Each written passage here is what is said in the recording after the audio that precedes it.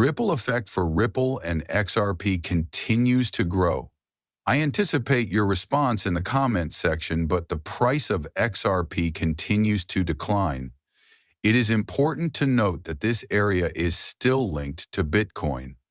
If you are dissatisfied with the current price and performance of XRP, I recommend looking into. I apologize to be the bearer of bad news, but until we exit the Bitcoin-driven markets, the prices of older coins won't change much.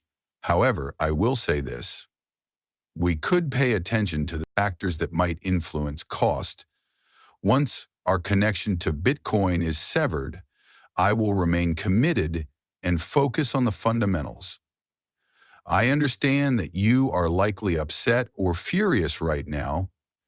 I sympathize with your feelings. I am on your side. I want XRP's price to reach $10.00. After all, who wouldn't? I share your sentiments, but I think it would be a mistake to dwell on the recent price fluctuations when we are witnessing some of the most significant shifts in this space, particularly for utility-based projects like XRP.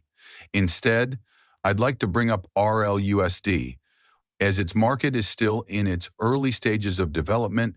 While I understand that Ethereum currently has more RLUSD than XRP, I find it frustrating that it plays such a larger role on Ethereum than on the XRP system.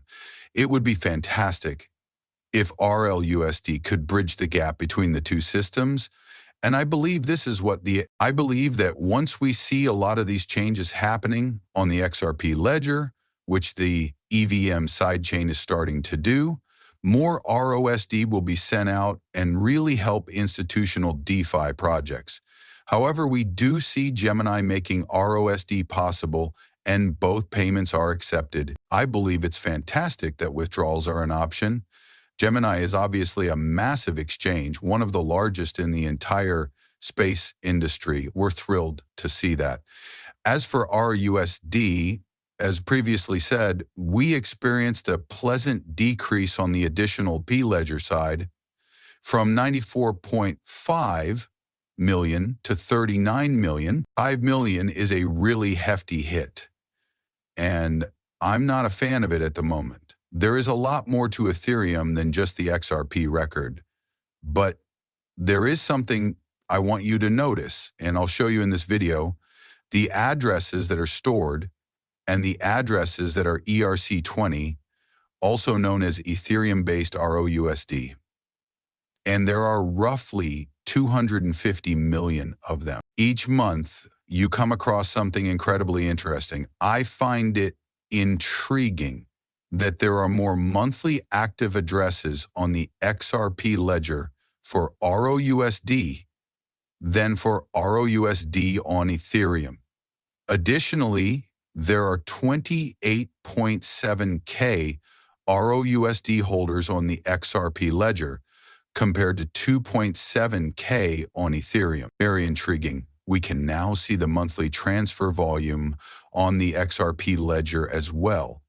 Despite a decrease in the overall token supply, circulating supply, and bridge supply, the monthly transfer amount appears to be going up a lot, by more than 20% or 3% in the last 30 days, and it's now at $5, nearly $337 million, 0 cents.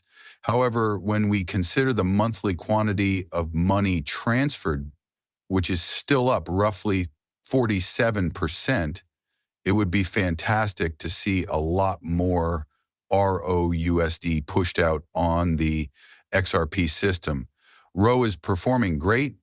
Whether it's compatible with Ethereum or XRP is of little consequence to me. We won't have to worry about the price of XRP going down until Ripple starts making a lot of money off of ROUSD, which is why stablecoins like RUSD make them profitable.